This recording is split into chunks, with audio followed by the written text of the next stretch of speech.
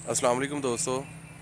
अभी मैं जा रहा था अपनी धान की फसल, मूंजी, चोना की फसल विज़िट करने। तो मैंने सोचा चलो इसकी एक वीडियो बनाते हैं। मुझे इंडिया से दोस्त हैं, उन्होंने कमेंट्स में कहा था कि जी आप हमें मूंजी की फसल, चोने की फसल भी दिखाएं। तो मैं कहा चलें, मैं जब जाऊंगा तो आपको दिखाऊंगा। ये मेरी जी फसल है, जिसको आप चोना बोलते हो, मूंजी बोलते हो, वो जी। और जो हालात थे पाकिस्तान में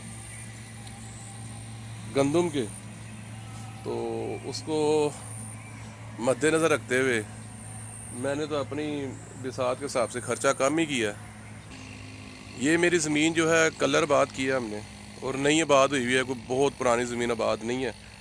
और डीएपी खाद इसको हम नहीं देते, इसको जस्ट हमने लाभ जो है वो मुंतकिल की।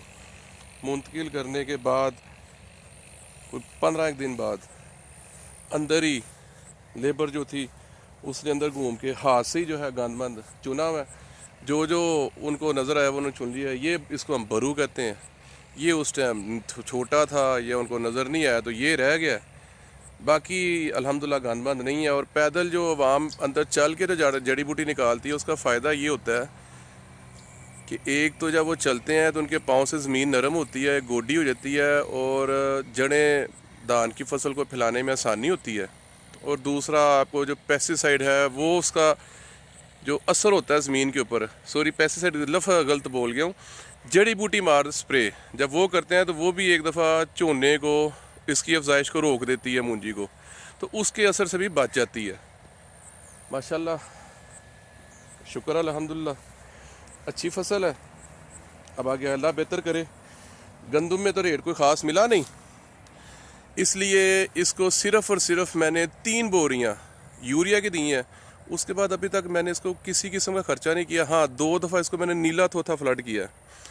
मैं फैक्ट्री से ले आया था बैग, एक तो वहाँ से सस्ता मिलता है और खालिश मिलता है, और दूसरा ये जो सॉक्स, जो जराबें हम पहनते हैं, वो 30-30 रुपये का पेयर पुरानी सॉक्स मिलती हैं, वो ले आया था।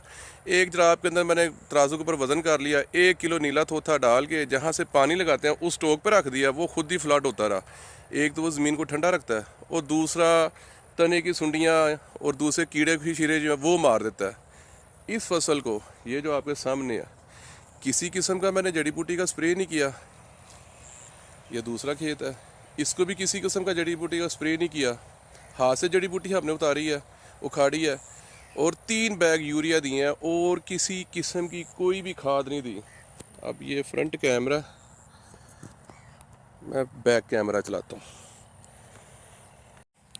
ये पोजीशन अभी हम लोग इसको कहते हैं कि मूंजी गब्बे पे है। गब्बे से मुराद ये है कि ये अपनी जो है मुंजरे जो है वो भी निकाल रही है, और वो मुंजरे बना रही है। अब ये देख, अभी मुंजरे बाहर निकल रही हैं, अभी सारी निकलेंगी बाहर।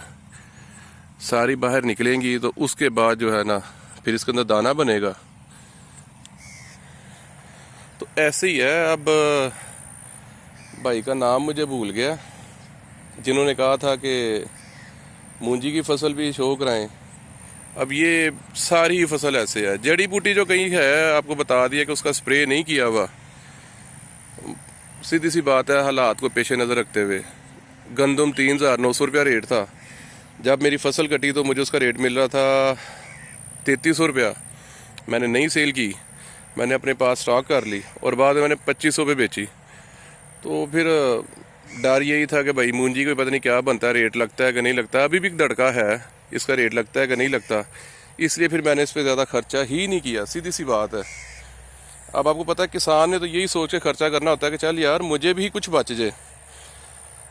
खादें, स्प्रेज आज मेरे पास आए हुए थे जरी महरीन, आज ही इसके ऊपर ईज़ा बयान का स्प्रे करें, साथ में पोटाश का स्प्रे करें। वो जो मुझे फार्मूला बता गए हैं वो पर एकड़ 8,000 रुपये का बन रहा है। 3-4 स्प्रेस बता गए हैं, तो 8,000 का मैं 1 एकड़ पे कर दूँ खर्चा, तो कल को इसका रेट ही ना बने तो फिर तो वो भी मेरा नहीं ख्याल कि मैं करूँ। ऐसे ही फसल तैयार होगी। और अब इसकी अपडेट जो है ना, मैं आपको इंशाल्लाह देता रहूँगा। और ये वैरायटी है, इसको सुपर इंडिया भी बोलते हैं और कायनात भी बोलते हैं। अब आपको इसका पौधा भी दिखा दूं। ये इसका पौधा है जी। एक चीज़ है, वो लेबर का मैं शुक्रिया अदा करूंगा। लेबर मैं लेके आया था सिंध से, हिंदू कम्युनिटी थी, उन्होंने लगाई जो है ना तंग तंग है, ज़्यादा खुली जगह पे पौधे नहीं लगाए। जो मेरे इलाके की लोकल लेबर है वो क्या करती है कि एक पौधा लगा के दूसरा पौधा जो है वो तकरीबन 12 इंच 13 इंच के फासले पे लगा देती है और पौधे को लटा देती है। आप खेत के बाहर खड़े होकर जब देखते हो तो आपको सारा खेत हरा ही लगता है, लेकिन जब मुंजी तैयार होती है तब पता लगता है कि यार ये तो पौधे कम लगे हुए हैं। ये सिंध से लेबर आई थी, हिंदू थे, लेकिन उन्होंने तंग लगाई है, नो डाउट। आपको मैंने दिखाया भी है, अब आप दबा ये भी देख सकते हो कि उन्होंने जगह नहीं छोड़ी भी। ये 3 पौधे हैं, आप देख सकते हैं कि साथ साथ रख, और ऐसे पूरे खेत में ही। अब जब लेबरों ने ये प्लांट कर दी, पनीरी शिफ्ट कर दी पहली में, उसके बाद पाकिस्तान में गर्मी बहुत रही है, हीट वेव थी यहाँ पे, उसकी वजह से मेरे बहुत ज़्यादा पौधे मरे हैं। अगर मेरे सारे पौधे ज़िंदा होते और जितनी वो जिसको हम पंजाबी में कहते हैं संगनी लगा गए थे, फिर पंजाबी ना बोल लूँ, जिन्नी संगनी भाई वो ला गए सन ना मूंजी, ਤੇ ਅਗਰ ਉਹ ਸਾਰੀ ਲਾਭ ਬਚ ਜਾਂਦੀ ਤੇ ਟੁਰ ਪੈਂਦੀ, ਗਰਮੀ ਨਾ ਪੈਂਦੀ, ਤੇ ਮੋੜੇ ਦੇ ਵਿੱਚੋਂ ਸੱਪ ਦਾ ਲੰਘਣਾ ਮੁਸ਼ਕਲ ਹੋ ਜਾਣਾ ਸੀ। ਬਰਕਫ ਜੋ ਨਸੀਬ ਨੇ ਮਿਲਣਾ ਤੇ ਉਹੀ ਹੈ। ਸ਼ੁਕਰ ਅਲਹਮਦੁਲਿਲਾ, ਹਜੇ ਵੀ ਮਾੜੀ ਨਹੀਂ ਹੈ। ਮੈਂ ਮੁਤਮਿਨ ਹਾਂ, ਅੱਲਾਹ ਪਾਕ ਤੇ ਮੈਨੂੰ ਉਮੀਦ ਹੈ ਕਿ ਇਨਸ਼ਾਅੱਲਾ ਰੋਜ਼ੀ ਰੋਟੀ ਮਿਲੇਗੀ। ਬਾਕੀ ਕੋਈ ਸਵਾਲ ਜਵਾਬ ਹੈ ਤੇ ਮੈਨੂੰ ਕਮੈਂਟਸ ਵਿੱਚ ਦੱਸਿਆ ਜੇ, ਮੈਂ ਫਿਰ ਉਹਦੇ ਮੁਤਾਬਕ ਜਿਹੜਾ ਨਾ ਤੁਹਾਨੂੰ ਵੀਡੀਓਜ਼ ਬਣਾ ਕੇ ਘੱਲਾਂਗਾ। ਇਹ ਹੁਣ ਟੋਟਲ ਹੀ ਹੈ ਵੀ ਮੈਨੂੰ ਸਮਝ ਨਹੀਂ ਆ ਰਹੀ ਕਿ ਅੱਗੋਂ ਮੈਂ ਕੀ ਬਣਾਵਾਂ ਵੀਡੀਓ। ਸਿੰਪਲ ਫਸਲ ਏ, ਜਦੋਂ ਵਿਜ਼ਿਟ ਤੇ ਜਾਣਾ ਉਦੋਂ ਵੀ ਮੈਂ ਇੰਜ ਵੱਟ ਤੇ ਫਿਰ ਇਹ ਵੱਟ ਸਿੱਧਾ ਫਿਰ ਕੇ ਜਾਣਾ, ਉਦੋਂ ਵੇਖ ਲੈਣਾ। ਤੇ ਪਾਣੀ ਫਿਲਹਾਲ ਹਾਂ ਗੱਬੇ ਤੇ ਵੇ।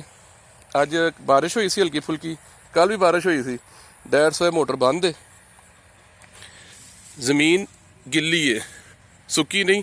ਸਵੇਰੇ ਫੇਰ ਪਾਣੀ ਲਾਵਾਂਗੇ, ਕਿਉਂਕਿ ਜਦੋਂ ਮੂੰਜੀ ਗੱਬੇ ਤੋਂ ਹੋਏ ਤੁਹਾਨੂੰ ਪਤਾ ਪਾਣੀ ਜ਼ਿਆਦਾ ਖਿੱਚਦੀ ਹੈ। ਤੇ ਮੇਰੀ ਹੋਰ ਵੀਡੀਓਜ਼ ਵੇਖਣ ਵਾਸਤੇ ਚੈਨਲ ਨੂੰ ਲਾਈਕ ਕਰੋ, ਸਬਸਕ੍ਰਾਈਬ ਕਰੋ। ਇਹਦਾ ਮੋਟੀਵੇਸ਼ਨ ਮਿਲ ਜਾਂਦੀ, ਹੋਰ ਤੇ ਕੋਈ ਗੱਲ ਨਹੀਂ। ਤੇ ਮਿਲਨੇ ਆ ਆਪਣੀ ਅਗਲੀ ਵੀਡੀਓ 'ਚ। ਤਬ ਤੱਕ ਗੁੱਡ ਲੱਕ, ਅੱਲਾ ਹਾਫਿਜ਼, ਸਟੇ ਬਲੈਸਡ।